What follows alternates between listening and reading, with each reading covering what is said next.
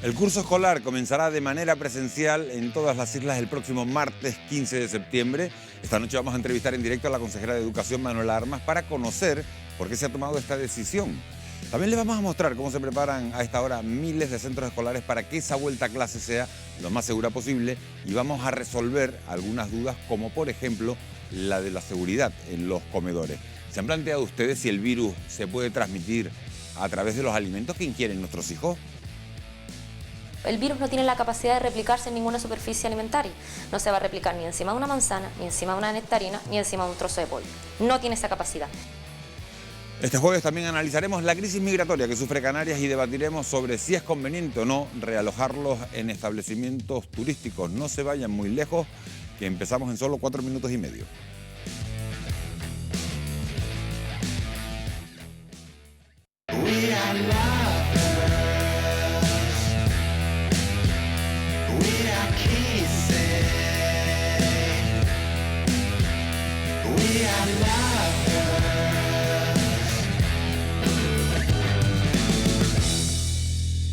¿Qué tal? Muy buenas noches. La noticia que acabamos de conocer es que finalmente el curso escolar 2020-2021 empezará de forma presencial en todas las islas. El Consejo de Gobierno de Canarias ha tomado la decisión esta misma tarde, después de estudiar la evolución de los contagios isla por isla. En unos minutos tendremos con nosotros a Manuela Armas, la consejera de Educación, para que nos dé más detalles de esa decisión y para que nos explique las medidas de seguridad que se van a tomar en los centros de enseñanza. Además, analizaremos la evolución de la pandemia en las islas después de que Canarias registrara el viernes pasado el mayor dato, fíjense, de positivos diarios. Una situación que ha provocado un aumento de la presión asistencial, de la que ya se resienten muchos profesionales sanitarios que manifiestan sentirse agotados y preocupados ante el avance de la enfermedad. Preocupación, por cierto, que también comparte el sector turístico, que teme perder la temporada de invierno tras la decisión alemana de no recomendar viajar a Canarias, lo que augura un goteo de nuevos cierres comerciales y hoteleros. Son solo algunos de los temas de los que vamos a hablar esta noche en Fuera de Plano, y lo vamos a hacer con Marcial Morales. Muy buenas noches, Marcial. Marcial es educador de menores, bienvenido. Vamos a hablar también con José Luis Arocha, que es epidemiólogo. Muy buenas noches, bienvenido, señor Arocha. Nos acompaña hoy, este jueves también, Esther Martín, que es secretaria de Acción Sindical de Comisiones Obreras. Buenas noches, Esther, bienvenida una vez más a Fuera de Plano. Y don Luis Ortigosa, que es el presidente de la Sociedad Canaria de Pediatría, al que vamos a tener que poner casi en nómina, porque nos acompaña una semana más. Muchísimas gracias, Luis, por estar con nosotros. Gracias a ustedes. Nuevas restricciones para reunirse y sanciones más duras para quienes se salten las normas sanitarias. El Gobierno de Canarias ha adoptado en las últimas 2 semanas estas y otras medidas para intentar atajar la expansión de los contagios por COVID, con la vista puesta, eso sí, en una atención sanitaria cada vez más saturada y en la inminente vuelta al cole. Aún así, varias islas siguen mostrando un número muy elevado de casos activos. Wendy Fuentes, muy buenas noches. ¿Cuál es la situación en estos momentos? Muy buenas noches, Miguel Ángel. Lo vemos, arrancamos como cada jueves actualizando esos datos sobre la situación de la pandemia en las islas. Hoy se han notificado en Canarias 238 nuevos contagios de COVID. Sin embargo, la buena noticia es que fueron más las altas registradas, 332, por lo que el total de casos activos disminuye hasta los 6.190. A pesar de cierta contención en los últimos días, la situación de la pandemia en el archipiélago sigue siendo preocupante, como refleja la curva de casos positivos diarios. Ahí lo están viendo, que se viene formando desde hace unos meses. De hecho, el verano ha tenido un efecto tremendo en las islas. Desde mediados de julio vemos cómo vuelven a subir los contagios hasta alcanzar la cifra máxima de 383 casos el viernes pasado. Un incremento que está provocando un mayor número de hospitalizaciones, sobre todo en Gran Canaria, donde se vigila con especial atención la ocupación de las camas de UCI, el único lugar posible para tratar a los enfermos de COVID más graves. A día de hoy, Sanidad contabiliza 58 pacientes enfermos de coronavirus ocupando camas UCI con respirador, lo que supone algo más del 14% de las que hay disponibles en Canarias. Si lo sumamos al resto de pacientes ingresados por otras patologías, seguirían quedando libres 213 camas de este tipo, más del 52% del total. Aunque de momento el sistema sanitario tiene músculo para tratar a los pacientes más graves, el Gobierno de Canarias decidió el 27 de agosto incrementar las medidas restrictivas en Lanzarote, Gran Canaria y El Hierro. Pero ¿cuál es la situación actual de estas tres islas y del resto del archipiélago desde los últimos 14 días? Lo vemos. En la isla del Hierro pasamos de 10 casos activos hace apenas 2 semanas a 17 en el día de hoy. La Gomera cuenta hoy con 12 casos activos, cuando hace 14 días tenía 6. La isla de La Palma registra 37 casos activos, 14 más que hace 2 semanas cuando tenía 23. Tenerife también sigue la tendencia general de crecimiento y pasa de 610 casos activos hace 14 días a registrar 1.071 en el día de hoy. En la provincia oriental, Gran Canaria sigue siendo un importante foco de preocupación, con 4.370 casos activos hoy, 2.050 más que hace 2 semanas, cuando se contabilizaban 2.320. Fuerteventura, por su parte, alcanza los 117 casos activos. Hace 14 días eran 75. Cerramos el recorrido en Lanzarote con datos que también incluyen a La Graciosa. Allí los casos activos han pasado de 331 hace 2 semanas a los 560 en el día de hoy. Por el momento, Gran Canaria, El Hierro y Lanzarote superan los 100 casos por 100.000 habitantes, lo que significa que las restricciones en estas islas continuarán hasta el sábado 19 de septiembre, salvo que el Ejecutivo canario decida lo contrario en la revisión de los datos acumulados prevista para mañana, y precisamente por eso seguiremos muy pendientes de la evolución de la pandemia en las islas. Hasta esta hora, este momento, estos son los datos actualizados de la situación. Miguel Ángel. Muchísimas gracias, Wendy, por toda esa información, porque desde luego nos ayudan a tener una visión global de cómo están las cosas este jueves por la noche, aunque continúa la preocupación por la alta tasa de incidencia en algunas islas. El Gobierno de Canarias, como saben, ha decidido finalmente que todos los centros educativos canarios comiencen las clases de forma presencial la próxima semana. Manuela Armas es la consejera de Educación y nos atiende en directo cuando son las 10:23 de la noche para conocer todos los detalles de esta decisión. Buenas noches, consejera. Muy buenas noches. Durante las últimas 2 semanas usted advertía de que la alta incidencia del virus en Gran Canaria, en Lanzarote y en El Hierro podía ser que comenzasen de forma telemática las clases en esas islas. Finalmente no ha sido así. ¿Qué datos han valorado para tomar esta decisión? Bien, ayer tuvimos durante varias horas reunidos con el Comité Científico y también con Sanidad, con Salud Pública y el Gobierno, viendo todo lo que ellos tenían que decirnos con respecto a esto de la pandemia.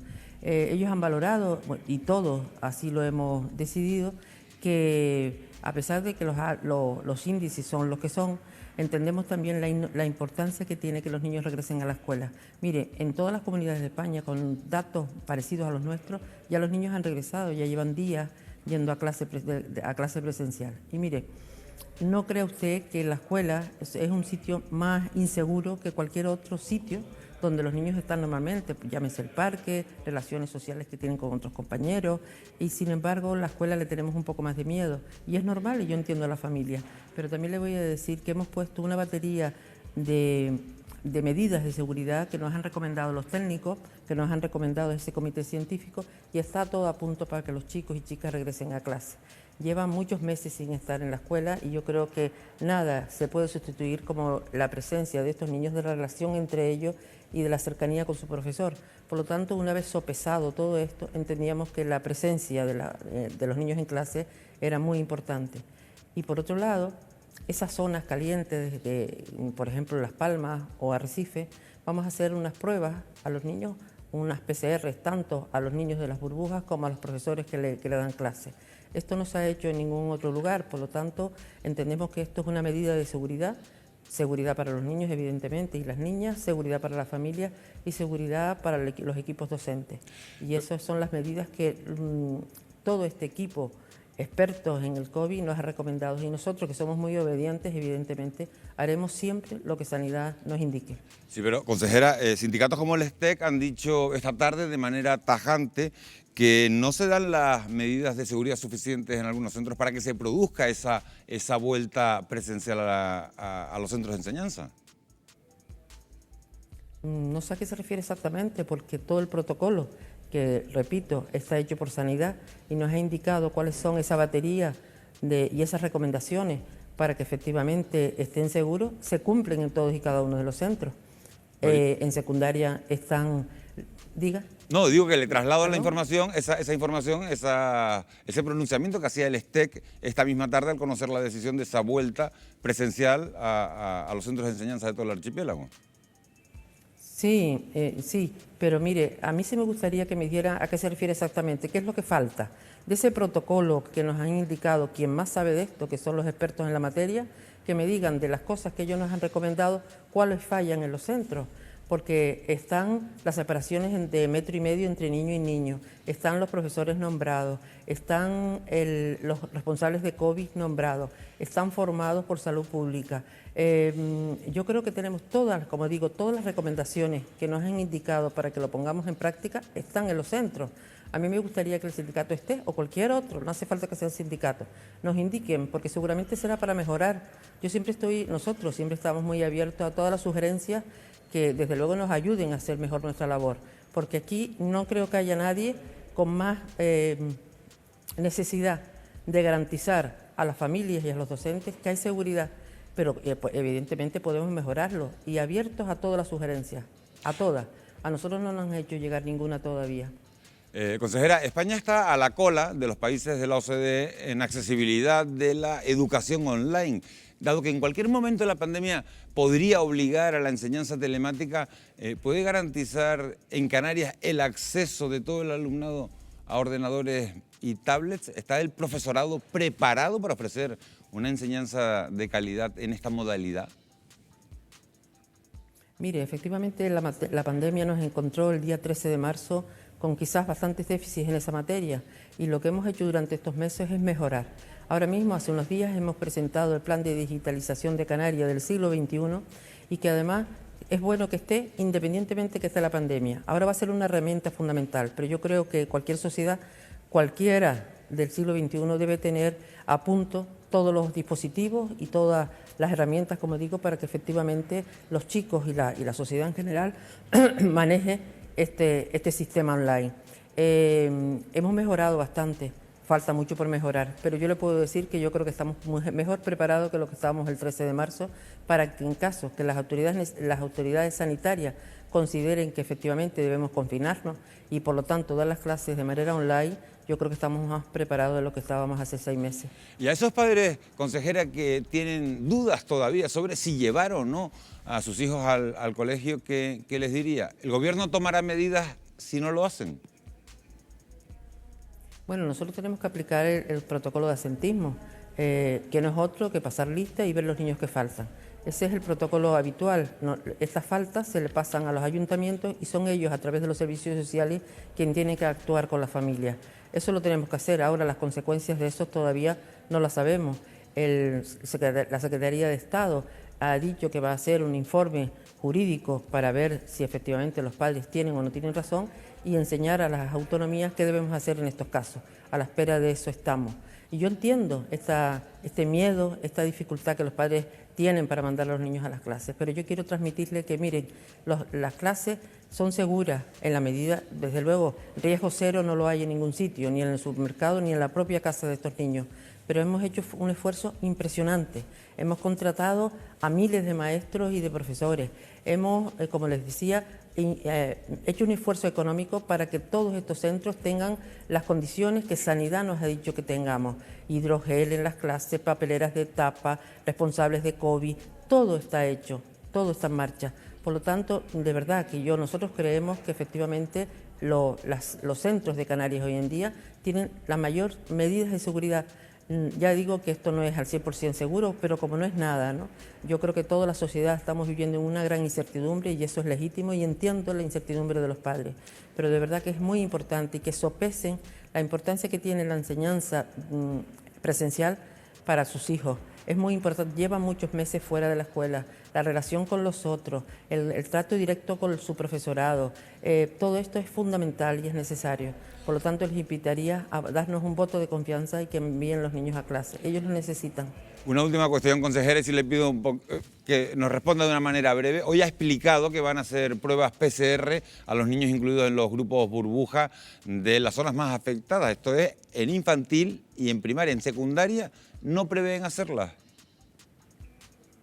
No, porque mire, los niños de infantil y de primaria en burbujas no tienen ese 1,5 metros de distancia. Los niños pequeños son menos serios en el sentido, o más juguetones, si me permite la expresión, con las mascarillas. Por lo tanto, es más difícil que mantengan las medidas de seguridad. Sin embargo, los mayores tienen 1,5 metros de distancia, van a tener mascarilla, yo creo que tienen otro respeto a todas las normas que en los centros se pongan. Los niños pequeños son distintos y entendemos que ahí pueden ser más vulnerables y por eso a ellos se los hacemos, a esos grupos burbujas, a los profesores, al personal no docente que va a estar en estos centros, y los expertos han considerado que los mayores no son necesarias.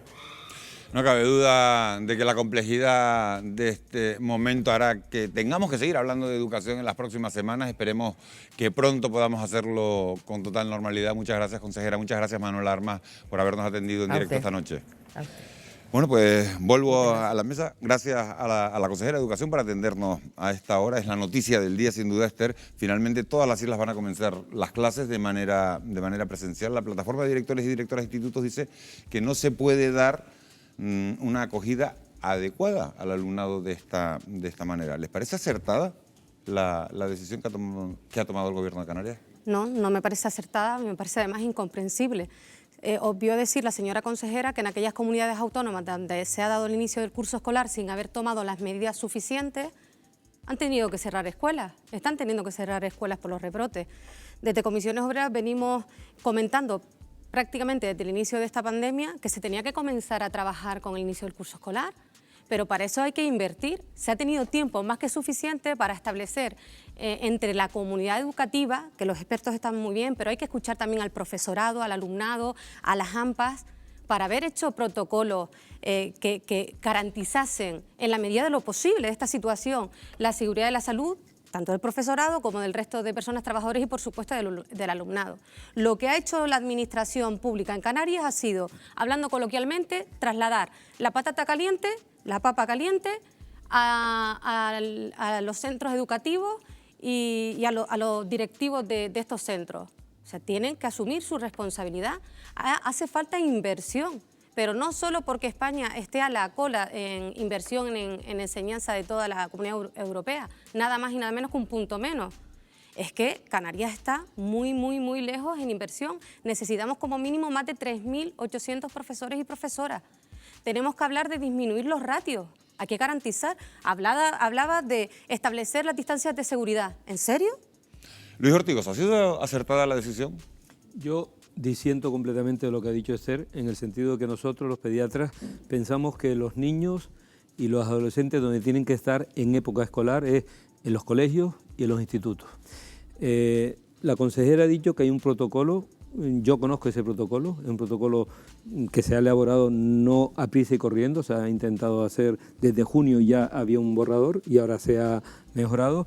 Y bueno, en este momento quizás de los lugares más seguros que pueda haber fuera de los colegios, precisamente son los colegios. Fuera los niños se pueden contagiar en las guaguas, en los parques, en las playas, mientras que se han tomado una serie de medidas para intentar minimizar al máximo los riesgos de transmisión. Con lo cual nosotros pensamos que la escuela es insustituible. Los niños tienen que estar en el colegio. Se hizo un corte abrupto en marzo, se perdió la mitad del curso pasado y no podemos permitir ahora una nueva pérdida de curso.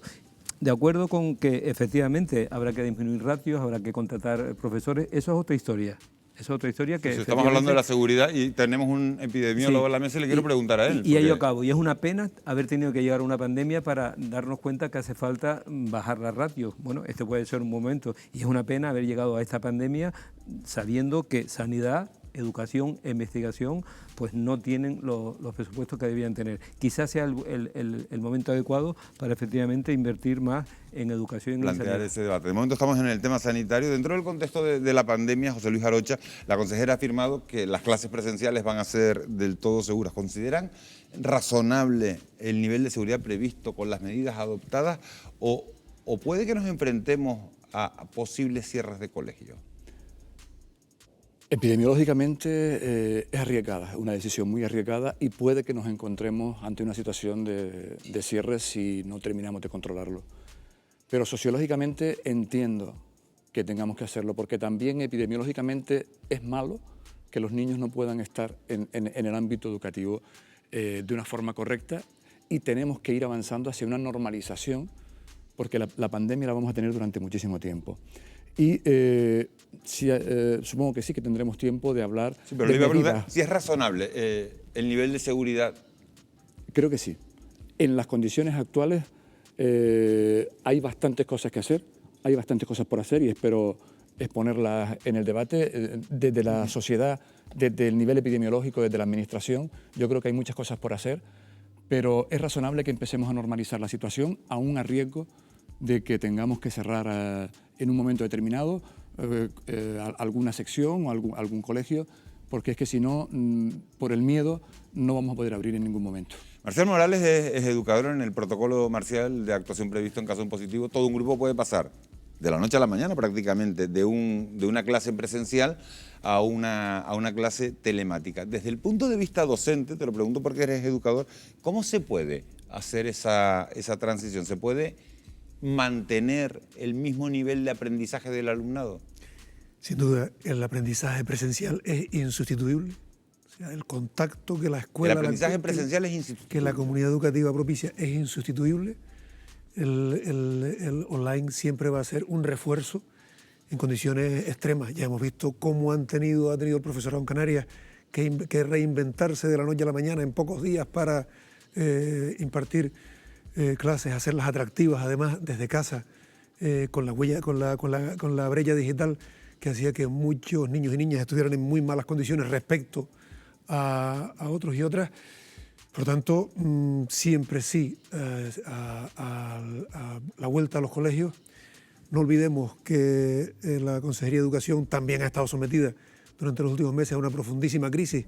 Manuel Armas acaba de llegar, por tanto se ha encontrado con este marrón, y el atraso en el trabajo que tenía que hacer la Consejería ahora lo van a suplir en buena medida, una vez más, los miembros de la comunidad educativa, muy especialmente las y los docentes, pero desde luego siempre clases presenciales y todo lo demás, y especialmente en este caso en online, cuando no quede más remedio o en la medida en que es un apoyo a lo que es insustituible, que es que los niños y las niñas estén en la escuela, que es su espacio. Hay muchos padres y madres que nos están viendo hasta ahora de la noche. Este era un programa que era necesario, que mucha gente estaba pidiéndonos a gritos, estamos esperando que se tomara la decisión. Y al margen de los motivos laborales, muchas familias siguen siendo reticentes a enviar a los niños a los centros escolares por cuestiones puramente sanitarias, que es de lo que estamos hablando. ¿Es una duda fundada o quizás han faltado mensajes un poquito más claros y tranquilizadores? ¿Están más seguros en el colegio que fuera de ellos? A ver, nosotros vamos a defender siempre... Le pregunto a los cuatro, de verdad, porque me interesa la opinión. Quiero que quede bastante claro que la educación sea presencial, porque además es una forma de combatir las desigualdades, pero que no sea a cualquier precio. Y consideramos que no se han hecho los deberes por el Gobierno de Canarias. No se han hecho los deberes. ¿Son seguros? Es que iniciamos el curso escolar prácticamente en las mismas condiciones que el curso pasado, a pesar de estar sufriendo una pandemia sanitaria. ¿Es si los niños están más seguros en los colegios o fuera de ellos? Y lo comento hablando de ratio. Pero es que esta afirmación de usted tiene una repregunta. Pues pongamos, está claro que las cosas se pueden hacer mejor, pero en este momento hay que tomar una decisión. No, en este momento no, hace 3 meses atrás. Se debería haber ido trabajando y negociando para que fuese un consenso, como mínimo. Protocolos ha habido tiempo para llevarlo a cabo y ahora poder ejecutarlos con un poco más de garantía. Pero es que los ratios siguen siendo igual. El número de profesores y profesoras que se van a contratar continúan siendo insuficientes. El ratio de profesorado que tenemos en nuestras islas, por ejemplo, en comparación con el País Vasco, con un volumen similar de alumnos y de alumnas, es de un déficit de 17.600 profesores y profesoras nuevos. No estamos diciendo que no clases presenciales, pero que sean con garantías y que sean con seguridad. La otra cara de la moneda, la gaveta está vacía. Román Rodríguez transferencias de 2.000 millones de euros a las comunidades autónomas para educación, de ellas casi 100 millones para Canarias. El consejero de Hacienda, la consejera se lanzó valientemente a decir, a afirmar lo mismo que acabas de decir, cuántos profesores había y la hicieron rectificar al día siguiente, cuando le enseñaron los datos del dinero disponible en las arcas públicas en este momento. Los casi 100 millones de euros que han sido transferidos desde el Gobierno de España, del total de los 2.000 millones de euros, ¿a dónde han ido? También es una pregunta que tenemos que hacer en la ciudadanía.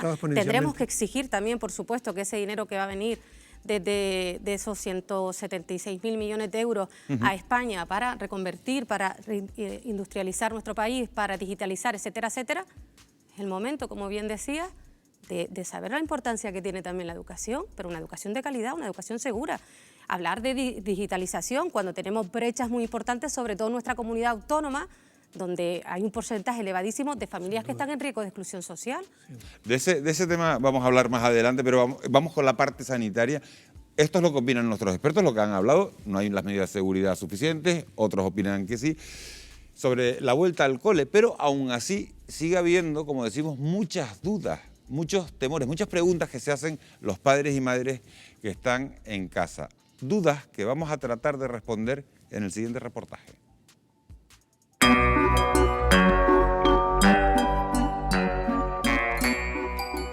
El coronavirus marca el arranque del curso escolar. La incertidumbre condiciona la vuelta al colegio de los más pequeños. ¿Este cuaderno, Marco, entonces? ¿Es tu color preferido? ¿Y tú crees que esto va a entrar en la mochila? Claro. ¿Sí? Bueno, pues entonces este. Veo que estás eligiendo todo lo necesario para la vuelta al cole de Marcos, porque tú vas a ser de esos padres que sí vas a mandar a tu hijo al colegio. Sí, hemos decidido que él tiene que volver a clase, tiene que volver a su rutina, con sus amigos, a socializarse con toda su clase. Y ya no solamente vamos a hablar de material escolar convencional, tendrás que mirar algo de nuevas tecnologías por esa combinación entre las clases presenciales y la educación online. Sí, era importante ya actualizarnos en casa porque el niño ya este año va a necesitar una tablet, un ordenador, todavía no tenemos muy claro, para poder acceder a la plataforma que nos ha habilitado, incluso el propio colegio nos ha habilitado ya las contraseñas para poder entrar y poder sacar de ahí las actividades que necesitará hacer en casa. Tiene el derecho de ir a clase y yo como padre, nosotros como padres tenemos la obligación de cumplir eso y que pueda ir a clase. Al tratarse de un deber inherente a la patria potestad, podría entenderse en los casos más graves de un absentismo prolongado e injustificado que nos hallamos ante un delito previsto en el artículo 126 del Código Penal, que lleva aparejado penas de prisión de 3 a 6 meses o de multa de 6 a 12 meses o incluso la privación de la patria potestad. Aunque todo depende de la evolución de la pandemia, las autoridades insisten en que lo mejor son las clases presenciales y garantizan la seguridad de los centros una vez se produzca su apertura. Pero, ¿qué medidas adicionales deben tomar los padres para garantizar la seguridad de sus hijos? A ver, venga, a prepararlo todo, cariño, que no se nos quede nada atrás. Bien, y ahora eso es importante, eso ponlo por delante, el gel hidroalcohólico y las mascarillas que te vas a llevar. Venga, te llevas una de repuesto y la otra la llevas puesta. Espera un segundo, cariño, que están tocando. Hola, Sara, buenos días. Hola, Wendy, buenos días. ¿Puedo pasar? Claro. Vamos. Bueno, hola, Tere. Con la mochila ya casi preparada, se abren las aulas y la vuelta al cole. ¿Qué es lo que más te preocupa como madre? Bueno, pues quizá el uso de la mascarilla tan continuado, ¿no? Porque quieras o no, están continuamente en su propio aire, en la toxicidad de ese aire, ¿no? Que no respira y el que no tengan a lo mejor espacios de oxigenarse. La mascarilla no afecta a la salud, la mascarilla no retiene aire, no tenemos problemas de oxigenación a la hora de inspirar o de expulsar el dióxido de carbono al exhalar, porque la mascarilla lo único que hace es filtrar el aire. Otra de las preocupaciones está en las medidas que se tomarán en los comedores de los colegios para evitar los contagios. Pablo Olais, director del colegio Dr. Juan Negrín, gracias por atendernos. Buenos días, Wendy. Ya los niños llegarán al comedor con las manos limpias y una vez que llegan al comedor, cada grupo estable se va a sentar en una mesa distinta. Las mesas, como puedes ver, están separadas entre sí con más de 1,5 metros de distancia. Asiento siempre asignado y esto que tenemos por aquí es lo que se van a encontrar los alumnos. La comida ya prácticamente servida. Efectivamente, y hasta que no se hayan sentado y tengan la comida no podrán quitarse la mascarilla. ¿Cuántos turnos van a comer en este comedor? 2 turnos. Una vez terminen de comer, se vuelven a poner la mascarilla y cómo se efectúan las salidas de todas las mesas. Por cercanía a la puerta, las mesas que están sentadas más cerca de la puerta empezarán a salir y hasta que una mesa no haya salido, la otra mesa no se podrá levantar. El virus no tiene la capacidad de replicarse en ninguna superficie alimentaria. No se va a replicar ni encima de una manzana, ni encima de una nectarina, ni encima de un trozo de pollo. No tiene esa capacidad. Y segundo, si accidentalmente ocurriese que hubiese un virus activo encima de un alimento y tú te lo comieses, se neutralizaría en el estómago. Por lo tanto, no se va a transmitir el virus a través de los alimentos. Cada año 40.000 niños en Canarias utilizan el transporte escolar para acudir al colegio. ¿Cómo van a garantizar las guaguas un trayecto seguro? Buenos días, Soraya. Hola, ¿qué tal? Buenos días. ¿Qué medidas hay que tomar para que el transporte escolar sea seguro en este comienzo de curso? Van a ir en sitios ya señalados. Cuando los niños se van a subir, ya la cuidadora tiene el hidrogel para ponerle en la mano y tiene el termómetro para tomarle la temperatura. Desde que se bajen en el colegio, la guagua se vuelve a desinfectar toda. La transmisión en la edad pediátrica es muy inferior a la población en general, hasta 6 veces menos, sobre todo si se cumple una serie de medidas de seguridad. Distanciamiento social, es decir, mínimo 1,5 metros, lavado de manos frecuente, incluso a la entrada y a la salida deberíamos lavarnos las manos cuando entremos en la guagua. Y una buena ventilación sería ideal porque cuanto más renovado esté el aire, menos posibilidad de contagio. Los centros escolares contribuyen a que los padres y madres puedan conciliar su vida laboral y la familiar. Pero ¿qué ocurrirá si se produce un contagio? O en el caso de que uno de nuestros hijos tenga que quedarse en casa por haber estado en contacto directo con un positivo. Hola, Irache. Hola. Se supone que si tu niño se pone enfermo, sí tienes la baja, ¿no? Pero si no está enfermo, pero en su clase hay un positivo, estamos todos de cuarentena, pero claro, tenemos que estar todos, su padre y yo, no podríamos ir a trabajar.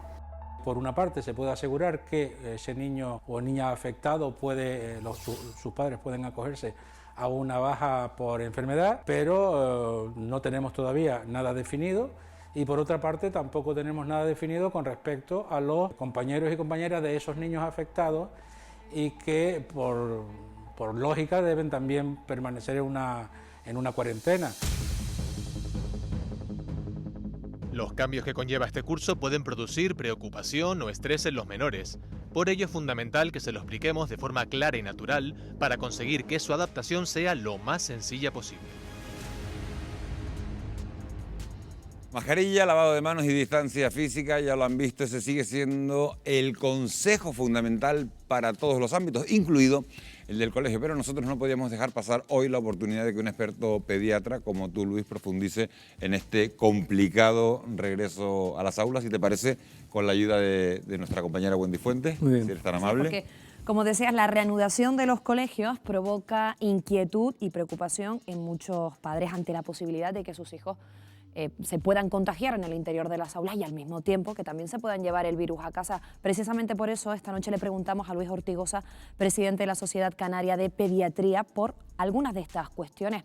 Hay muchos padres que creen proteger más a sus hijos no llevándolos al colegio en estas primeras semanas por miedo al COVID. Luis, ¿están en lo cierto haciendo esto? ¿Los protegen más? Sí, yo creo que no están en lo cierto y precisamente hemos tenido la ocasión de ver en los vídeos anteriores muchos comentarios que voy a evitar el extenderme, pero ya hemos dicho que los colegios son los lugares en este momento quizás más seguros porque están perfectamente protocolizados. Hemos visto la guagua, hemos visto los comedores escolares, hemos visto qué puede suceder si algún niño enferma, con lo cual yo creo que hay que quitar el miedo a los padres, a las familias y a algunos docentes para que los niños puedan ir al colegio con total seguridad. Queríamos dejar claro, ¿en qué casos no debemos llevar a los niños al colegio? Bueno, eso es por pura lógica. Cuando un niño está enfermo, cuando un niño tiene fiebre, tiene un proceso catarral, evidentemente no debe ir al colegio y más en las actuales circunstancias, que puede ser por una COVID-19. Pero vamos a tener presentes que ahora en otoño y en invierno van a venir las enfermedades típicas de los niños, bronquiolitis en niños pequeñitos, bronquitis, procesos catarrales, gripe, y a veces pueden confundirse. De manera que cuando la familia vea que su niño está enfermo, lo que es evidente es que no lo puede llevar al colegio. Piense que sea COVID o piense en cualquier otra enfermedad infecciosa. Otra de las preguntas que queríamos formularles, la situación actual de la pandemia y los cambios que se están produciendo en los colegios, en las aulas, precisamente para garantizar esa seguridad, como por ejemplo el uso continuado de mascarilla, esa separación, esos grupos burbuja, la semipresencialidad. Este tipo de cosas, de medidas que se están tomando, puede afectar emocional y psicológicamente a los niños y a los adolescentes en su desarrollo. Sí, naturalmente que puede afectarles. De hecho, cuando han estado confinados hemos visto trastornos emocionales y de la conducta en forma de crisis de pánico, de dolores abdominales, de trastornos en el sueño. ¿Qué debemos hacer en estos caso? Niños? Entonces, lo que pasa es que ahora mismo los niños van a volver al colegio, y van a volver en estas circunstancias, con mascarillas, con distancias. Están deseosos de llegar al colegio y abrazar a sus amiguitos y no van a poder hacerlo, con lo cual los padres y los docentes deben apoyar a los niños para que esta reentrada en el colegio sea lo menos traumática posible. Y lo más importante, los niños tienen una gran capacidad de adaptación y una gran capacidad de resiliencia, y seguro que cuando pase toda esta gran pesadilla, en unos años, se habrán olvidado de esto. Otro de los aspectos que queríamos tratar, enfermedades crónicas. Muchos niños padecen diabetes, asma. ¿Es seguro, en este caso, la vuelta a los colegios en estas circunstancias? Bueno, en medicina no hay nada 100% seguro, con lo cual va a ser lo más seguro posible. Habría que tener quizás más cuidado con Bueno, ellos. hay que tener cuidado con los niños con enfermedades crónicas. De hecho, el día 2 de septiembre, la Asociación Española de Pediatría publicó un documento de las 14 sociedades científicas que están integradas en la AEP, precisamente dando una serie de consejos sobre los niños con enfermedades crónicas, con cardiopatías, con nefropatías, etcétera, etcétera. Con lo cual, excepcionalmente algunos niños que están en espera de trasplante, o niños que tienen cardiopatías severas, niños que tienen problemas renales importantes, con esos niños habría que tener una especial precaución, pero con el resto de los niños que tengan alguna patología crónica, los padres saben perfectamente si pueden ir o no al colegio en estas circunstancias o en otras. No hay que preocuparse por ello. Toca el turno de vacunas. Sabemos que usted es un experto en vacunas precisamente y se oye que posiblemente en unos meses dispongamos de una vacuna contra el coronavirus. En ese caso, ¿debería de incluirse esta vacuna en el calendario de vacunas de los niños? ¿Se deberían de vacunar ellos? Bueno, yo espero que después tengamos tiempo en la mesa de hablar del tema de la vacuna. Ayer surgió un tema de una alerta sobre una de las vacunas que en Europa teníamos mucha confianza, la famosa vacuna de Oxford. Las vacunas son muy seguras, especialmente en estos protocolos de ensayos clínicos. Cada vez que se ve un problema se frena el ensayo, pero vamos a poner que tengamos las vacunas y no en los próximos meses. Si tenemos vacunas, yo creo que antes de mediados del año próximo no vamos a tener vacunas, y esas vacunas evidentemente no se van a poner en niños sanos, sino en niños con patologías crónicas, en personal sanitario y en personas vulnerables que tengan también enfermedades crónicas. Y cuando tengamos vacunas disponibles para todo el mundo, ojalá y todo el mundo se pueda acoger a ellas. Luisa, nos echa el tiempo encima, nos queda muy poco, pero brevemente sí también me gustaría preguntarles, ¿es aconsejable vacunar a los niños de la gripe en esta temporada? Y ya terminamos. Sería deseable vacunar a todos los niños, lo que pasa es que pasa con lo mismo, no hay vacunas de gripe para todo el mundo, con lo cual la temporada de gripe, que comenzará a mediados de octubre, se va a vacunar a todos los niños por encima de 6 meses que tengan enfermedades crónicas, y al resto, sanitarios, embarazadas, etcétera, etcétera. Pero a niños sanos en este momento, aunque los pediatras lo aconsejamos, pues desafortunadamente no va a haber vacunas para ellos. Luis Ortigosa, muchísimas gracias por atendernos, por resolvernos todas estas dudas, y le invito a que continúe con nosotros en el programa. Miguel Ángel, adelante. Sí, muchísimas gracias a Luis, porque tus mensajes han quedado muy claros justo en un momento en los que hay dudas. Muchas familias en un contexto en el que los contagios no paran de crecer en Canarias. Y esto ocurre a pesar de que al inicio del verano la pandemia parecía más o menos controlada. ¿Crees, José Luis, que este aumento de los casos tiene que ver con la forma en la que entramos en la nueva normalidad, cuando todos nos decían que teníamos que recuperar la actividad económica, que teníamos que viajar entre islas? ¿Puede tener eso algo que ver en este aumento de los casos? Sin duda, sin duda. El recuperar toda la actividad normal pues ha hecho que nos relajemos un poco, y eso ha hecho pues efectivamente que la pandemia haya avanzado. Hay otros elementos que también pueden influir en esto, porque yo creo que no hay una explicación única al repunte que estamos teniendo tanto en España como en Canarias, que es diferente. Desde luego estamos a la cabeza en España y tiene creo que una explicación múltiple. Por un lado, un cierto relajamiento en las normas, porque además los brotes están surgiendo en entornos jóvenes y en entornos familiares, no como en el primer momento donde había muchos más casos en personas ancianas y en residencias, y eso tiene que ver con conductas sociales, pero también tiene que ver con otros elementos que deberíamos reflexionar, y desde el punto de vista epidemiológico yo creo que lo tenemos claro. El control y la información que está manejando la Administración tiene puntos oscuros y que deberían ser revisados y planteados para garantizar... Por ejemplo, el tiempo que tardamos en detectar o diagnosticar, tener un PCR positivo de una persona que tiene síntomas está siendo muy largo. En estos momentos, en el último informe epidemiológico publicado, estamos entre 4 y 7 días desde el inicio de síntomas hasta un diagnóstico claro. Si el protocolo que está establecido por el Ministerio y que seguimos y que parece razonable, lo razonable sería que lo tuviéramos en 24 horas para que en ese momento pudiéramos atajar los posibles contactos y hacer la trazabilidad.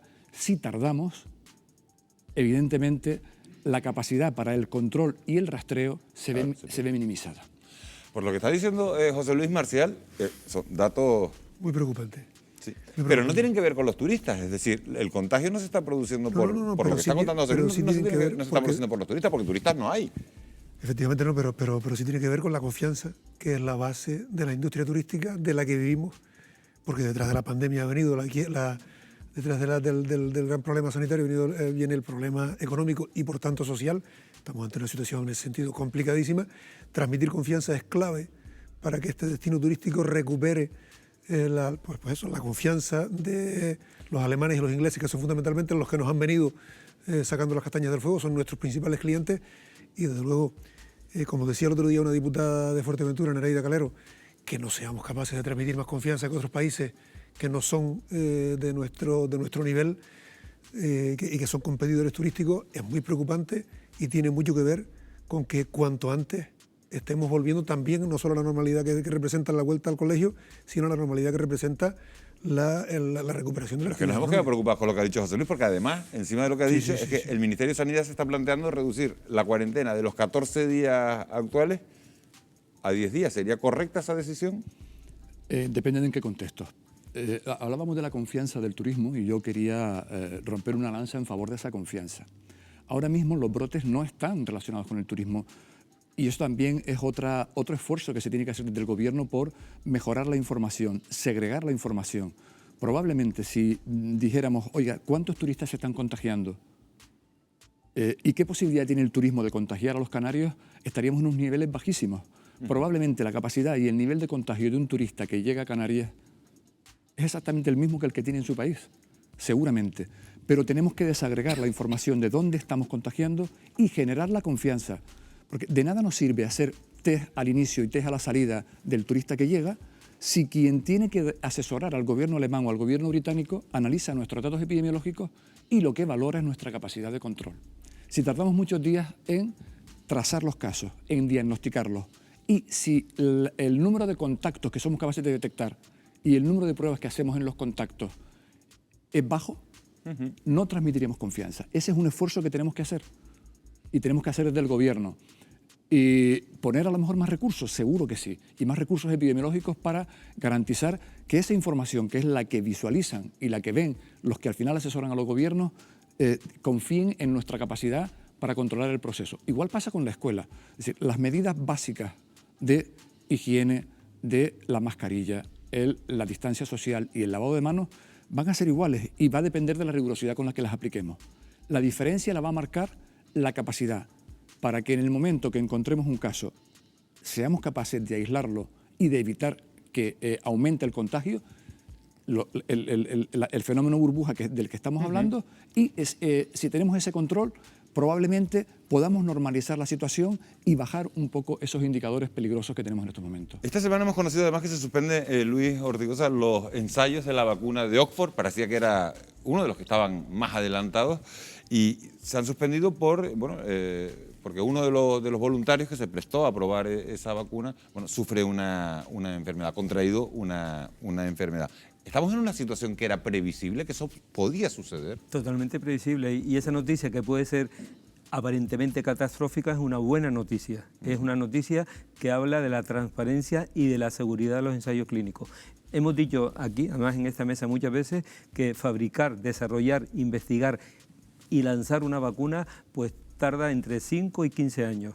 En una época de emergencia se pueden acortar pasos de ensayos clínicos, pero no de seguridad, y por tanto podríamos tener a lo mejor vacunas en 2 años, pero no en 3 meses como se ha pretendido. Y entonces estamos viendo que en esta vacuna, justo en la fase 3, es decir, la fase en la que ya se está experimentando con humanos, con una población de 30.000 personas, pues ya se ha visto un efecto secundario que hay que analizar. ¿Es un efecto secundario de esa enfermedad, una mielitis transversa, por la propia vacuna? Es decir, ¿es por una causalidad de la vacuna o es casualmente que ese señor tiene una mielitis transversa como lo puede tener otro señor que no ha sido vacunado? Eso es una de las cuestiones que habrá que dilucidar. Y si fuese así, y si fuese en relación con la vacuna, evidentemente habrá que dar pasos atrás, habrá que ver por qué. Claro, es que te iba a preguntar, todo esto retrasa, el Ministerio de Sanidad tenía previsto que hubiera vacuna a final de año, sí. Todo esto retrasa. Sí, pero hay que hablar porque siempre hablamos la vacuna, no es la vacuna. En este momento hay 170 vacunas en desarrollo, de las cuales 30 ya están en fase clínica y unas 9 aproximadamente ya están en fase 3, con lo cual lo ideal es que tengamos 4, 5, 6 vacunas que puedan tener una finalización. De esas 170 vacunas, más de 100 se van a quedar en el camino. O sea que esto no retrasa los planes de nadie. ¿Falla la de Oxford? En este caso, no es que falle, sino en este caso pues sí. hay que ver, monitorizar por qué, y si realmente es un fallo vacunal, pues habrá que empezar de nuevo, pero es que el resto de las vacunas siguen su camino. Pero no vamos a tener vacunas en diciembre. Es que no sé por qué se han empeñado el ministro de Sanidad y algunos políticos en querer decir que vamos a tener vacunas pronto. Sí, vamos a tener vacunas cuando se pueda, y para eso tienen que ser seguras. El primer requisito es que sea segura. Bueno, pues la prueba de que no podemos bajar la guardia es que la cifra de hospitalizaciones va en aumento y la COVID no es la única enfermedad que hay que atender. De hecho, el Hospital Dr. Negrín en Gran Canaria ya tiene un 86% de sus camas ocupadas. Buena parte del personal sanitario muestra síntomas de fatiga. Lo vamos a escuchar. En mi hospital, el Hospital Dr. Negrín, hay aproximadamente 100 pacientes ingresados. Es el hospital con más carga asistencial de toda Canarias, y nosotros podemos ver en una consulta, sobre todo hacemos seguimiento telefónico, hasta 40 o 50 pacientes. Estamos completamente desbordados. Pues ahora nos toca apechugar y tirar para adelante, pero la situación es muy compleja. Estamos cansados de la primera parte de la pandemia y ahora, bueno, las cosas no han ido bien, es evidente, y ahora nos toca un otoño-invierno complicado, así que pedirle todo el apoyo a la población, como la mayoría suele hacer, para que salgamos de esta cuanto antes. José Luis, normal la situación. ¿Alguna valoración, algún comentario sobre lo que acaban de decir? Bueno, afortunadamente en estos momentos, a pesar de esa queja y de esa sensación de queme, el volumen de casos que tenemos está siendo más en gente joven y mucho menos en personas mayores, con lo cual no estamos teniendo la gravedad en relación con los casos y la capacidad de daño que está teniendo el virus aparentemente es menor, pero porque está afectando a gente más joven. Pero si el patrón cambia y vamos a ver cómo va evolucionando, la situación puede empeorar. Esperemos que no. Esperemos que no, pero puede empeorar, y sí lo comparto. Se ha hablado del hospital, pero yo creo que siempre nos olvidamos de la atención primaria. La atención primaria es el primer choque del paciente, del niño, del adulto, con lo cual tenemos que apoyar, porque también la atención primaria tiene una carga importante y son los dos ejes fundamentales, atención primaria y hospital. O sea, hay que apoyarles en recursos, en personal, y eso es importante. Una de las obsesiones de los epidemiólogos, lo decía antes José Luis, que es epidemiólogo, es la de localizar cuanto antes a los positivos, localizarlos y lógicamente aislarlos. Para lograrlo, decenas de rastreadores dedican su jornada laboral a entrevistar a los enfermos, a ver con quién han estado y tirar del hilo para encontrar el mayor número posible de casos sospechosos. ¿Cómo se realiza todo ese proceso? Vamos a descubrirlo. Las labores de detección y rastreo de la COVID-19 son fundamentales para poder seguir la pista al virus y minimizar el impacto de esta segunda ola que golpea con fuerza Canarias. Hoy conoceremos el protocolo a seguir cuando se detecta un nuevo caso positivo por coronavirus. Llevo algunos días con síntomas que pueden ser de COVID, que tengo tos y un poco de fiebre. Vale, espero la llamada entonces, muchas gracias.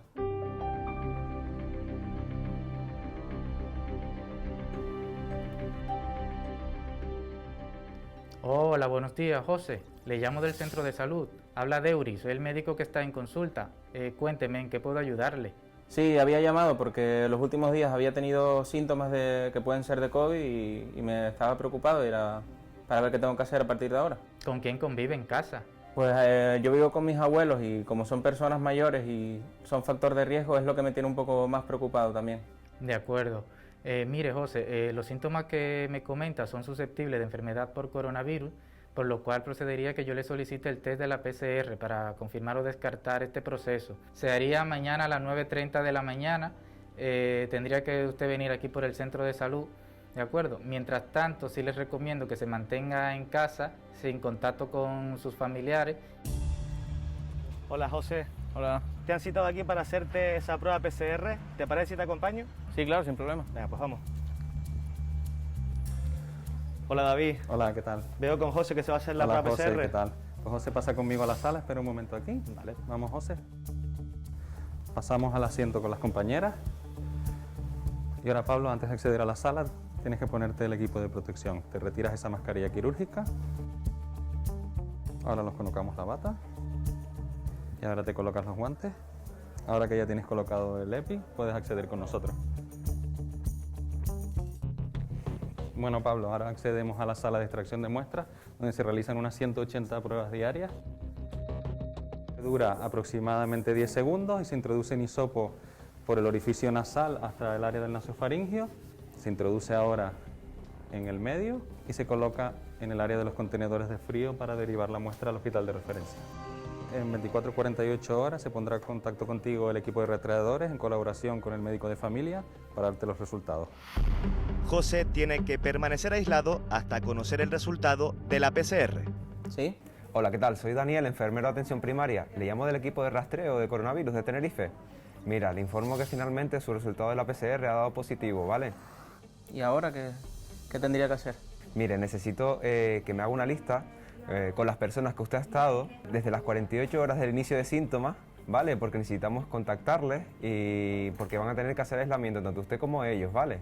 Vale, de acuerdo. Intentaré hacer memoria y facilitarte todos los datos posibles. Una vez notificado el positivo, la labor de los rastreadores sigue su curso. Ahora es momento de contactar con aquellas personas que mantuvieron contacto estrecho con él para decirles qué pasos deben seguir. Buenos días, soy enfermera del equipo de rastreo de Tenerife. Te llamamos porque se te considera que eres contacto estrecho de una persona que ha sido positiva en el coronavirus. Lo sabía, ¿verdad? Usted tiene que hacer un aislamiento de 10 días desde el último día que estuvo en contacto con dicha persona y durante este tiempo va a estar en seguimiento por su médico y enfermera del centro de salud. ¿Usted presenta a día de hoy algún síntoma o ha tenido algún síntoma, Daniel? De acuerdo, entonces le vamos a solicitar la prueba del coronavirus para mañana y cuando vaya a finalizar el aislamiento su médico le pedirá otra pruebita. Miquele, este procedimiento que acabamos de presenciar es el que se sigue con todas las personas que han estado en contacto con el positivo de COVID-19. Sí, efectivamente, es un procedimiento estandarizado que se sigue con todos los contactos estrechos que hayan podido ser de la persona positiva en sí, en el cual también se explican un poquito las medidas de aislamiento que debe seguir la persona en el domicilio, también si vive con más personas que no están aisladas en la misma casa. Actualmente seguimos un protocolo en el cual se hacen 3 rondas de llamadas al paciente, espaciadas al menos por 15 minutos de una de la otra. Si durante esas 3 secuencias no se ha conseguido contactar con dicho paciente, entonces se pone en coordinación o se lo comunicamos a la Policía Autonómica. José Miguel Rodríguez, gerente de atención primaria de Tenerife, ¿con cuántos rastreadores cuenta Canarias? Canarias contamos con un equipo de 300 personas distribuidas entre todas las gerencias de las islas, que tienen un papel muy importante, que es la búsqueda de casos positivos y evitar que esos casos se extiendan. La UME anunció recientemente que iba a apoyar estas labores de rastreo, pero ¿con cuántos efectivos va a hacerlo y cuándo comenzarán esas labores de apoyo? Hay un dispositivo inicial de 20 personas, pero a medida que vaya pasando el tiempo se van a ir añadiendo más recursos para ayudarnos en esa búsqueda de casos positivos. A partir de esta semana ha comenzado ese apoyo y nosotros agradecemos esa colaboración. En cuanto a Radar COVID, ¿se ha convertido en una herramienta que facilita la labor de los rastreadores? Es una herramienta que es un complemento en nuestra búsqueda. Tenemos diferentes entradas de información y esta es una más que puede ayudar en esa búsqueda. Como hemos comprobado, el rastreo del virus es una herramienta esencial para frenarlo. Si usted presenta síntomas o ha estado en contacto con un positivo, no dude en comunicarlo de inmediato a su centro de salud para facilitar la labor de estos profesionales. De ello depende el control de la pandemia. Otro elemento habilitado para el control de la pandemia es la aplicación Radar COVID. Yo le quiero preguntar a nuestros invitados si creen que están obteniéndose los resultados esperados. No lo sé, la verdad es que no tengo información de cómo está funcionando, pero evidentemente tiene una utilidad manifiesta y además se había demostrado previamente que se consigue rastrear más del doble de lo que conseguimos rastrear por métodos habituales. Para mí es fundamental. A pesar de no tener los datos, José Luis, ¿crees que se pueden obtener datos que pueden ser interesantes a la hora de...? Sin duda. Sin duda. Sí, yo creo que es importante, además vamos a aprovechar este programa para que los que nos estén viendo y oyendo, que se bajen la aplicación, es una aplicación gratuita. Está en iOS, en Android, está en todos los sistemas operativos. Simplemente poner Radar COVID, se bajan y los pasos para tener en el teléfono es perfecto. Yo no he tenido, toda mi familia la tiene bajada la aplicación y bueno, yo creo que es una aplicación hasta ahora. Que cada cierto tiempo te manda mensajes, porque yo la tengo bajada, la tengo descargada y cada cierto tiempo te dice... No ha estado usted en contacto con ninguna persona o ha tenido una baja exposición. Pero es la palabra que utilizo. Esta aplicación, si queremos que funcione, se la tiene que bajar el mayor número posible de población. Así que, por favor, los que nos estén oyendo, que se la bajen. Ciertamente en casos puntuales de afección me consta que sí, que ha funcionado y seguramente ha conseguido ese objetivo de actuar con agilidad y aislar romper posibles cadenas de contagio por la vía del aislamiento. Bueno, pues ya lo saben, el que no se la haya descargado, que se la descargue en iOS o en Android, Radar COVID. Ponen eso y ya pueden saber si han estado en contacto o no con personas que tengan la enfermedad. La desobediencia y la falta de respeto de algunos siguen poniendo en riesgo nuestra salud, pero también nuestros bolsillos. La alta tasa de contagio hace que los países europeos sigan acumulando vetos para viajar a Canarias y que nuestro sector turístico esté atravesando un durísimo momento con miles de trabajadores en estos momentos en ERTE. En breve vamos a abordar cómo está el sector hoy en día y también vamos a conocer la previsión de los expertos. Nos vamos a publicidad, pero regresamos enseguida. No se muevan.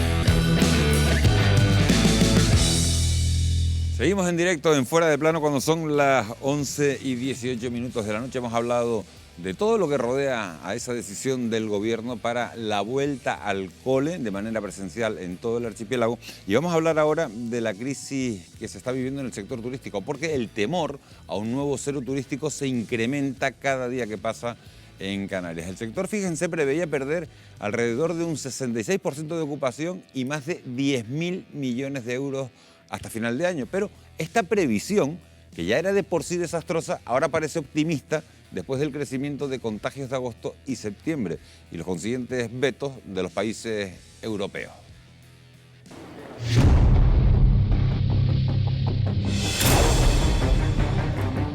Esta imagen puede tener los días contados. Contra todo pronóstico, varios hoteles de las islas han cerrado después de que Alemania recomendara no viajar a Canarias. La esperanza de que la temporada de invierno permita salvar el año se puede comenzar a desvanecer si no remite los contagios. Durante los primeros 7 meses, el archipiélago ha recibido casi 5,5 millones menos de turistas extranjeros que en el mismo periodo del año anterior. Juan Carlos de León, director de operaciones de Jefe Hoteles, ¿esta no es la estampa habitual que nos solemos encontrar en los hoteles en Canarias en verano? No, para nada. Usualmente en esta temporada estamos hablando de un 80-85% de ocupación. Ahora mismo, esta cadena que tenemos 5 hoteles, hay 2 hoteles cerrados, la ocupación oscila entre el 20 y el 25%. Piensa que el grupo hotelero tiene más de 1000 personas contratadas, ahora mismo en ERTE, pues hay más de 550 personas. Nosotros abrimos un poco el verano asumiendo en pérdida, pero la esperanza de rodarnos, de poner en práctica los protocolos del COVID, la cancelación de las reservas ha rondado el 70%, entonces tú piensas que un hotel por debajo del 35-40% de ocupación entra en pérdidas grandes de resultados.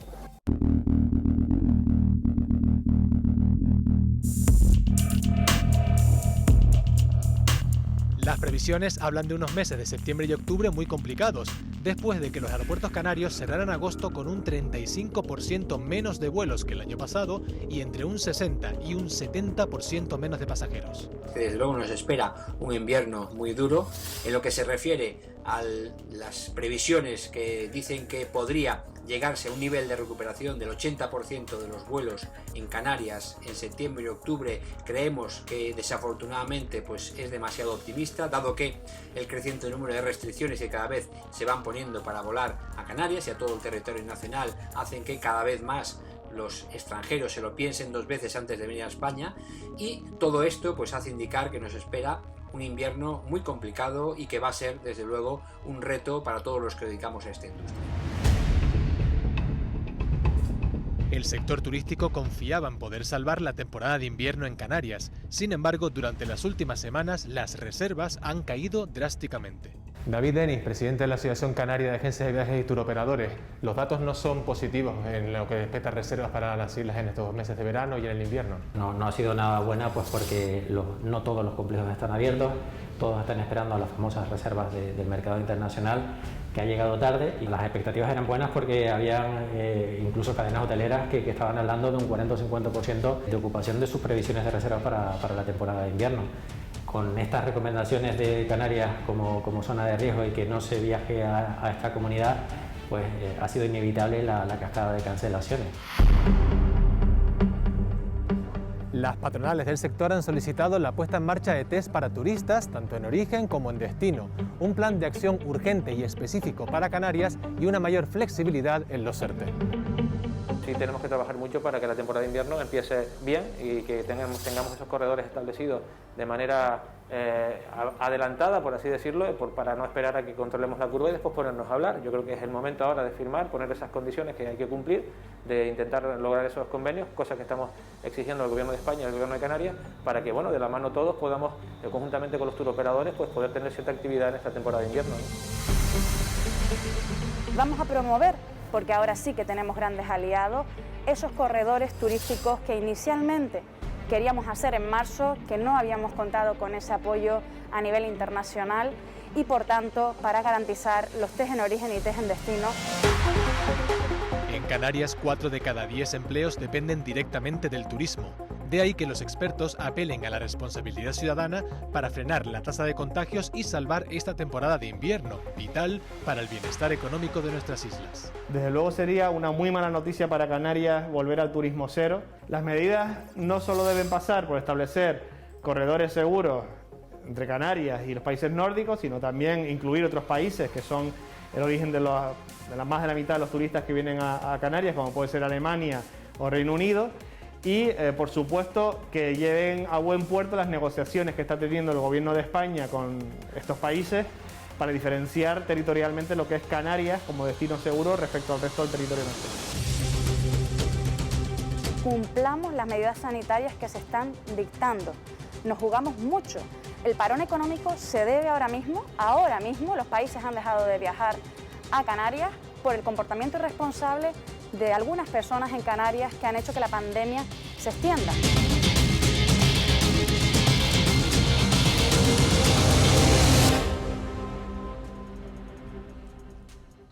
Bueno, pues así es como está la situación, pero esta tarde llega una noticia de última hora. La ministra de Turismo, Reyes Maroto, que ha estado hoy en el archipiélago Marcial, ha garantizado hace unas horas que se van a realizar test a los turistas, tanto en origen como en destino. y se abre así, por lo menos, la puerta a la instauración de corredores seguros entre Canarias y el resto de países europeos. ¿Crees que va a ser suficiente este anuncio para poder aumentar el flujo de turistas? No, pero es urgente. Es decir, parece, por lo que los expertos nos están diciendo, y aquí tenemos magníficos expertos en la mesa, parece que primero hay causas que tienen que ver, como decía la consejera, con comportamientos claramente irresponsables y causas más estructurales que dependen de la acción de los gobiernos. Por tanto, hay que actuar en los dos terrenos, hay que actuar en todos los planos. Hay, en definitiva, que generar confianza, además de medidas como las que ha planteado, como las que esta tarde se han planteado, lo de los corredores seguros, lo de, evidentemente, los indicadores vienen primero. Aquí tenemos que tener unos indicadores que transmitan confianza a quienes toman las decisiones en esos países, quienes asesoran a quienes toman las decisiones para decir a sus ciudadanos vayan o no vayan, en este caso a Canarias, y todo eso tiene que permitir que tengamos una temporada de invierno, como decía Jorge Marillal, como representante máximo de los hoteleros. Tenemos que tener una temporada de invierno, tenemos que salvar la temporada de invierno, porque Canarias además ahí marca diferencia y ahí desde luego puede ser el principio de una recuperación que nos hace falta como agua de mayo, porque la situación es muy dura. Bueno, es evidente que el aumento de los rebrotes que hemos tenido en las islas y las restricciones que nos han impuesto países emisores de turismo pues a España, y que evidentemente han tenido una huella muy importante en el sector turístico y además en el resto de sectores que pivotan alrededor de él. Estamos hablando que casi el 35% del PIB de Canarias viene a través del sector turístico.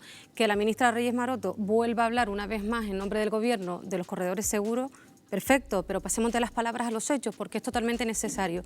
Ahora mismo hay más de 91.000 personas trabajadoras en Canarias en situación de ERTES sostenido. Además, la mayoría de estas personas van a tener un detrimento muy importante en sus prestaciones, que van a pasar del 70% de unas prestaciones y unos salarios que ya de por sí son bajos, porque en Canarias tenemos los salarios más bajos de todo el país, solo detrás se encuentra Extremadura, y van a pasar al 50%. Pero es que si la situación no mejora, esas 91.000 personas se van a incrementar de forma considerable. De eso vamos a hablar, de los ERTES vamos a hablar un poquito más adelante, pero sí me gustaría seguir hablando del asunto que hemos puesto en la mesa por la decisión de Reyes Maroto. Alemania sitúa el límite para levantar ese veto que tiene hacia Canarias en 50 casos por cada 100.000 habitantes. Reino Unido y los países nórdicos hablan de 20 casos por cada 100.000 habitantes.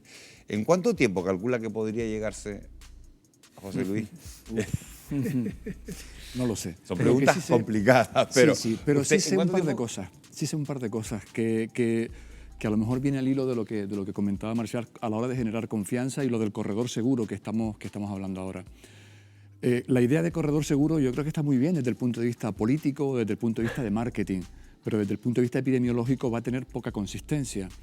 La OMS, cuando plantea el control de la pandemia, hablaba de las 3 T. Test, trace, tracking. O sea, hacer test, pero hacer seguimiento y hacer rastreos adecuados y un seguimiento de casos. Parece que estamos hablando de test. A un epidemiólogo le dices que vas a hacer un control de test y un corredor seguro y no te lo crees. No te lo crees porque necesitas otros elementos que den base y que den soporte a todo eso. Yo creo que hay un esfuerzo y el sector turístico y el gobierno autónomo debería reflexionar sobre ello, y ahí lo voy a dejar abierto a ello. Dependemos del turismo muchísimo, es decir, se habla de que el 35% de nuestro Producto Interior Eso de manera bruto, directa, porque te basta el 70% si incluimos a todo el sector servicios. Pero no podemos generar confianza en los que tienen que mirar los datos epidemiológicos si ni siquiera tenemos una separación o una desagregación en los sistemas de información para que puedan diferenciar el sector turismo del sector de la sociedad en la que vivimos. Con tanto peso que tiene el turismo, no hay departamentos en el gobierno autónomo en materia sanitaria para el análisis de los brotes, para el control de la epidemia y el control de casos en el turismo. Y eso necesitaríamos trabajarlo de forma importante para generar confianza. Y lo otro, de nada me sirve hacer un test en origen a un país en el que su incidencia acumulada es 20. Eso quiere decir que viene a una zona en la que la incidencia acumulada es 120. Vamos a ponerlo en cifras. Si estamos hablando de 20 por cada 100.000 en una semana, si vienen 10.000 personas, quiere decir que hay uno que puede estar contagiado. Pero esa persona que puede estar contagiada, el test tiene un efecto ventana, es decir, desde que se contagia hasta que el test sale positivo, pasa un tiempo. ¿Vale? Con lo cual, y además depende de cuando le hagas el test, si se lo haces el día antes o si se lo haces la semana antes, ha tenido una semana en la que se ha podido contagiar.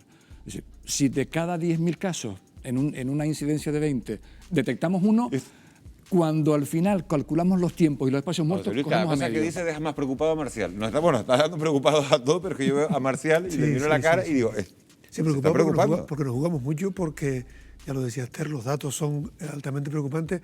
Decía la información que 4 de cada 10 trabajan directamente en el turismo, pero indirectamente 8 de cada 10, 7, 8 de cada 10. Por tanto, la sociedad canaria vive de esto y la situación ya es muy Solo del turismo estábamos hablando antes de 10.000 millones de euros. Claro. Eso traducido... Que ya, claro, que decíamos que era una cifra, bueno, que ya es desastrosa, pero es que esto ya no tiene nada que ver, que va a ser mucho más. Bueno, ahora mismo en Corralejo el domingo había que buscar para hallarse un café, no había un bar abierto, ¿no? En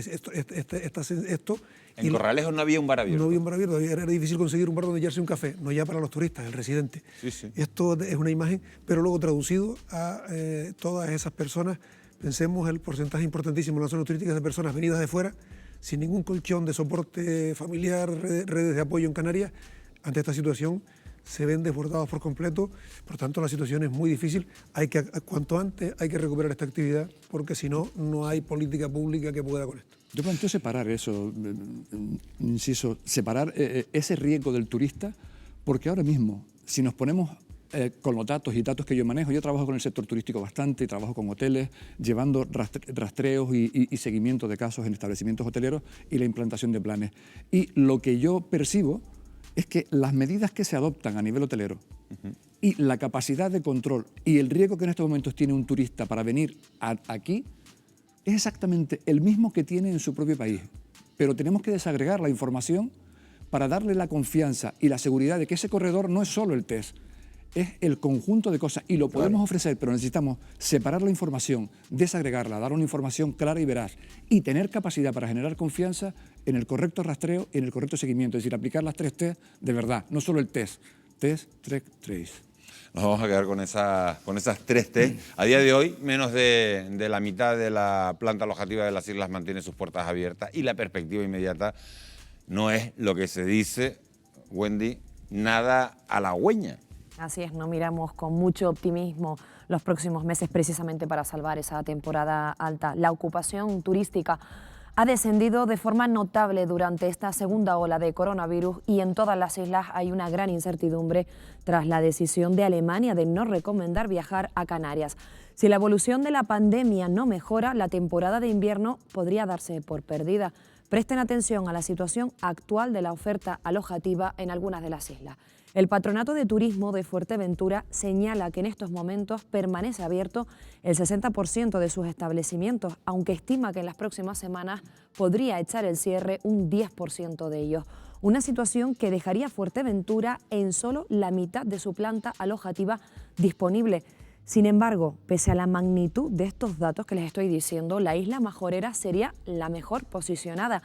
Y es que en Lanzarote, a principios de mes, solo permanecían abiertos la mitad de sus alojamientos turísticos y desde el anuncio de Alemania, los representantes empresariales de esta isla prevén que puedan echar el cierre hasta un 25% más, quedando operativa tan solo una cuarta parte de su planta alojativa.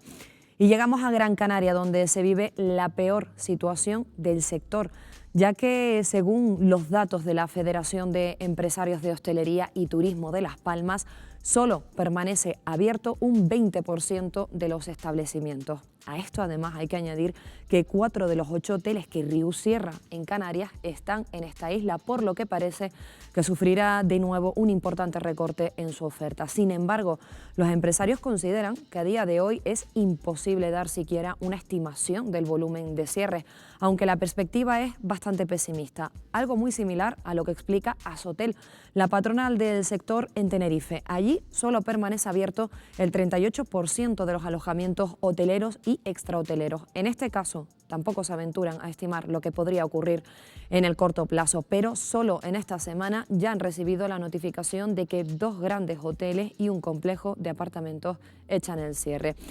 Ya ven, la incertidumbre es máxima y el sector está pendiente de la curva de contagios pues, que descienda para poder intentar salvar la temporada alta.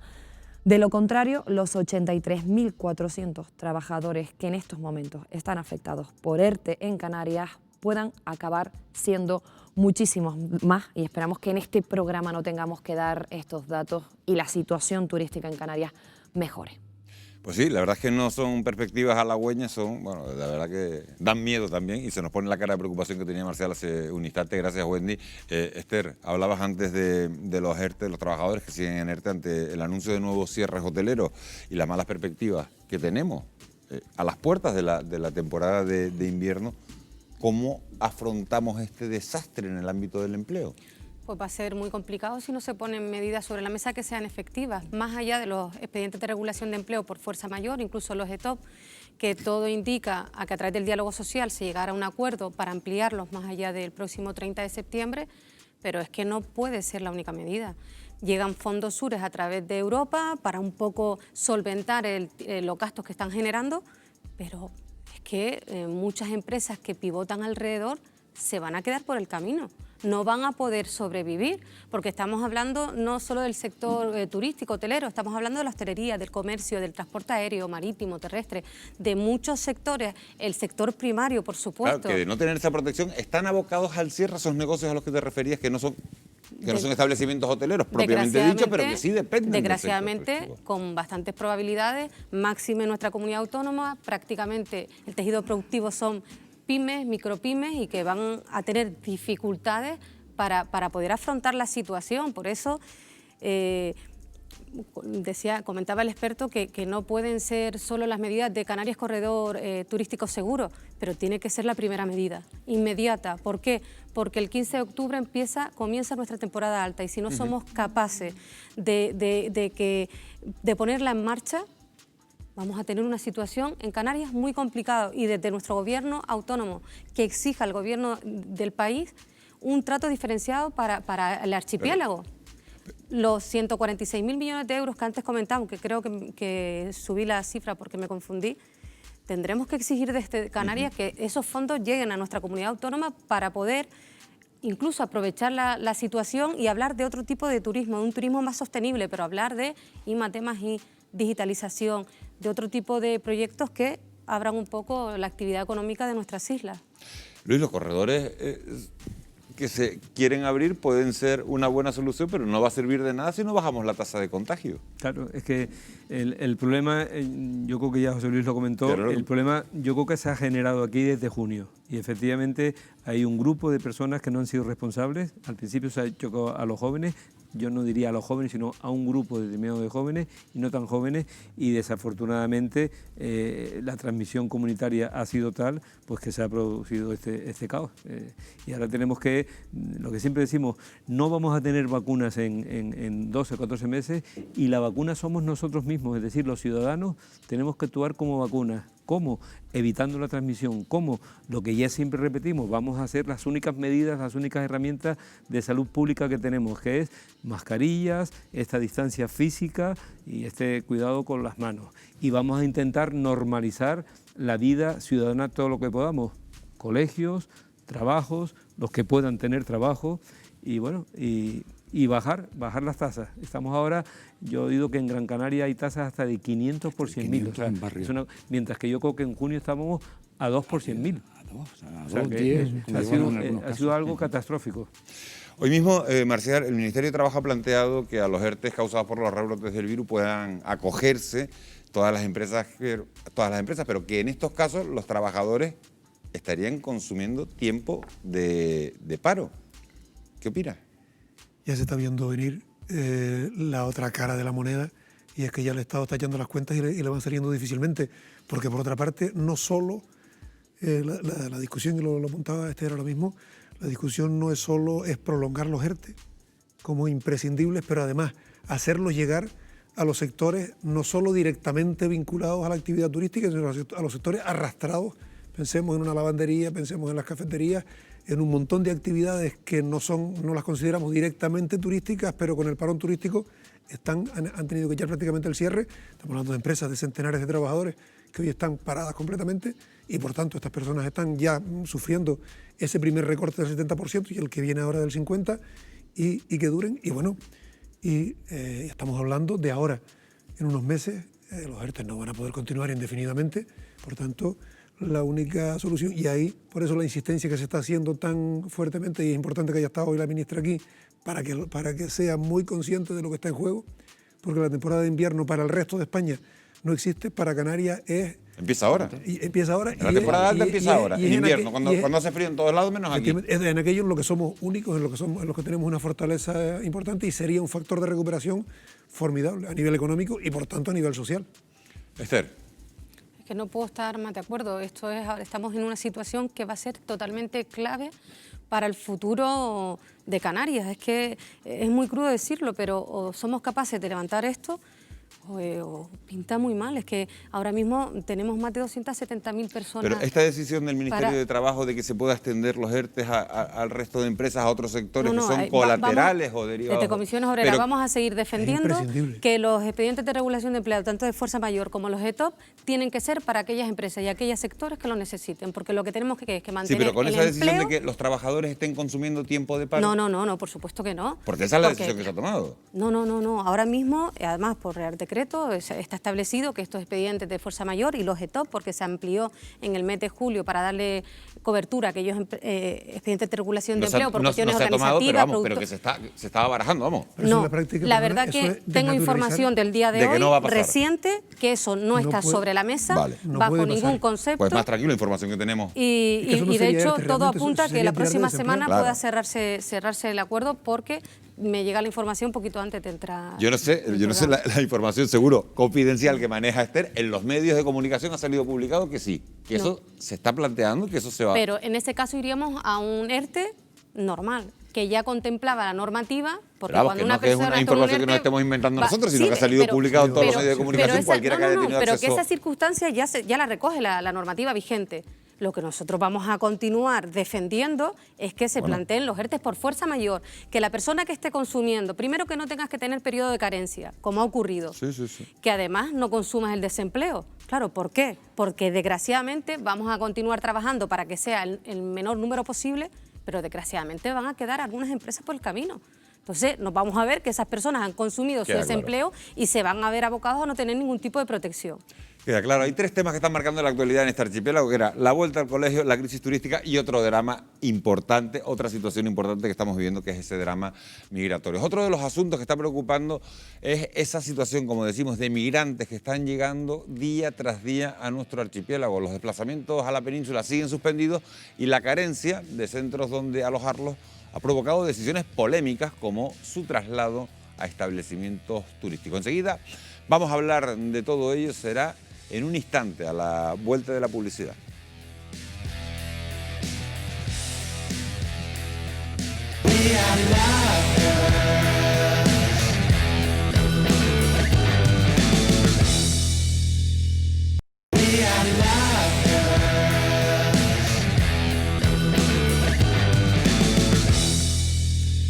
La dura situación que está viviendo el sector turístico ha reabierto un debate que parecía cerrado en este archipiélago cuando se decidió que todas las islas se unían con un sello único en los grandes eventos promocionales. Ahora vuelven a escucharse voces que apuestan por una promoción individualizada de aquellas islas que tienen una menor incidencia de coronavirus.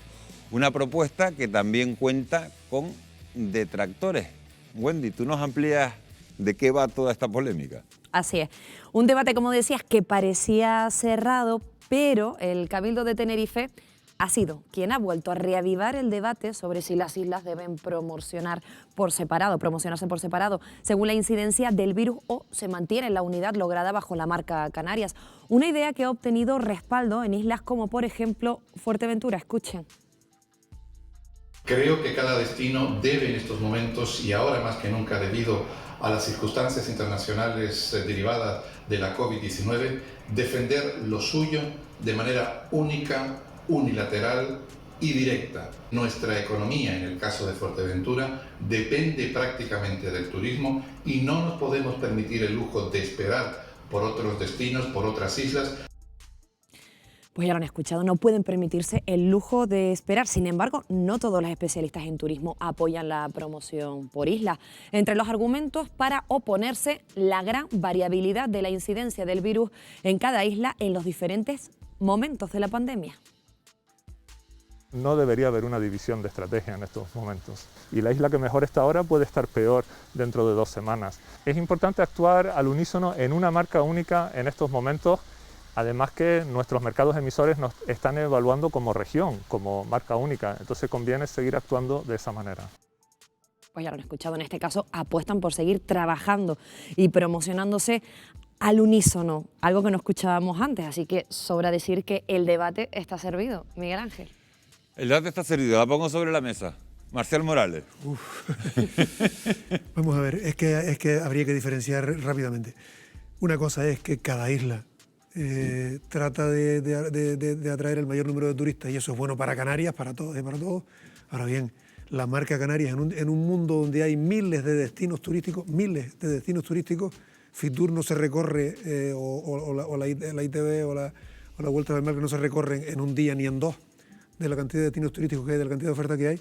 Tenemos fortaleza como destino turístico e independientemente de que ahora estemos pasando por una situación terrible, como marca, creo que sin ninguna duda, creo que debemos mantener la marca Canarias porque es una marca potente, independientemente de que cada isla atraiga a los turistas que pueda, pero siempre bajo el paraguas de Canarias, porque ya lo advertían, el que hoy se descuelgue porque le va un poco mejor, mañana se puede arrepentir. Efectivamente, epidemiológicamente eso puede pasar y yo abogo por tener una estructura fuerte desde el punto de vista sanitario que genere confianza de conjunto con independencia de que cada isla pueda defender su propia marca, pero no veo bien lo de separarse y de luchar ahora por algo porque epidemiológicamente dentro de 2 semanas puede dar la vuelta y ¿qué hace? Sí. Estamos hablando de la imagen del turismo. La pandemia reaviva, como ven, viejos debates al tiempo que genera situaciones nuevas como el traslado de migrantes a alojamientos turísticos que permanecían cerrados por la falta de clientes. Un traslado que se produce ante la presión migratoria que está viviendo en estas semanas el archipiélago, que unida a la suspensión de los desplazamientos a la península ha provocado pues, que en zonas como el muelle de Arguineguín, en Gran Canaria, más de 350 personas permanezcan en carpas. Una situación que la alcaldesa de Mogán ha tachado de calamidad humana. La escuchamos.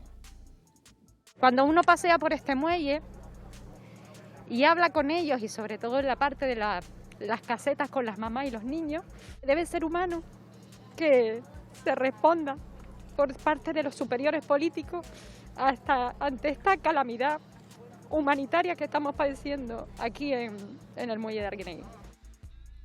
Se emocionaba Onalia Bueno en la visita que hacía esta mañana con